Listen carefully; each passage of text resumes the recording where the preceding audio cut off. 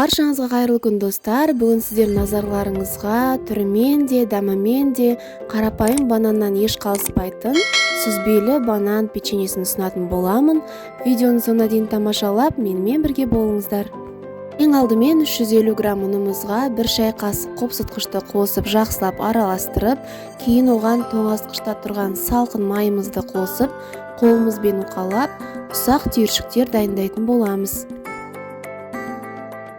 Енді оған жұмыртқаның сарысы мен қаймақты қосып, жақсылап араластырып, қолымызбен жұмсақ қамыр елейміз. Достар, әдеттегідей печеньенің құрамын, мөлшерін бәрін төмендегі описание бөліміне қалдырып кетемін. Міндетті түрде кіріп, бір қарап шығыңыз.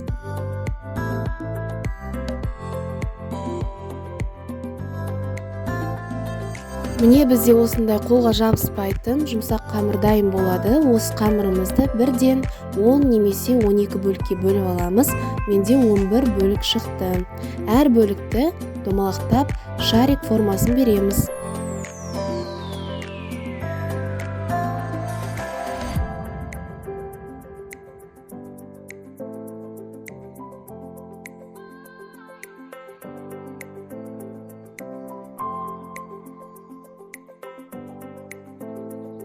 Дайын болған домалақшаларды бір ыдысқа жинап, бетін жауып, кемінде 30 минутқа тоңазытқышқа қойып қоямыз.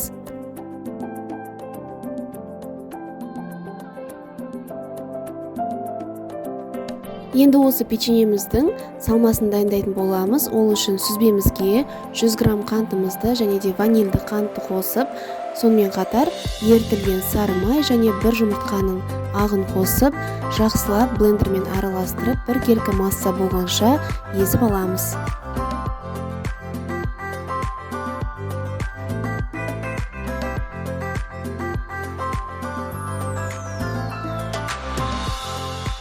Біздің салмамыз осындай крем тәріздес немесе қою қаймаққа ұқсас массада болып келеді. Ең бастысы сүзбенің түйіршігі қалмауы керек. Енді тоңазытқышта тұрған қамырымызды алып сопақша формада жая бастаймыз. Бірден айтайын, қамырды өте жұқа жаймаңыз, себебі салма шығып кетуі мүмкін. Жайылған қамырымызға кішкентай қасықпен 2 қасық салмадан салып, дәл видеода көрсетілгендей орайтын боламыз. Міндетті түрде ең бірінші екі жағын бекітеміз.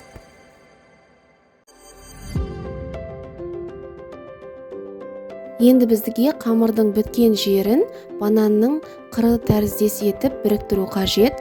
Міндетті түрде жақсылап бекітеміз, өйткені ашылып кетуі мүмкін. Және де бананның екінші төменгі жағынан тағы да жасанды қыр жасаймыз.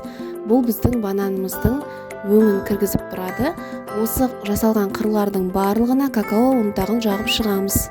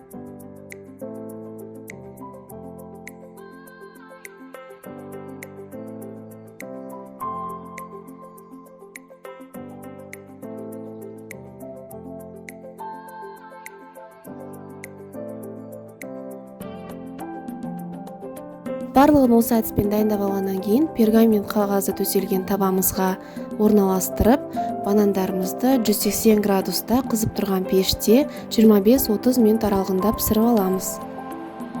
Міне достар, біздің печеньеміз дайын. Жақыннан қарасаңыз тіпті бананға ұқсайды. Міндетті түрде жасап көріңіздер, арнаға тіркелуді ұмытпаңыз.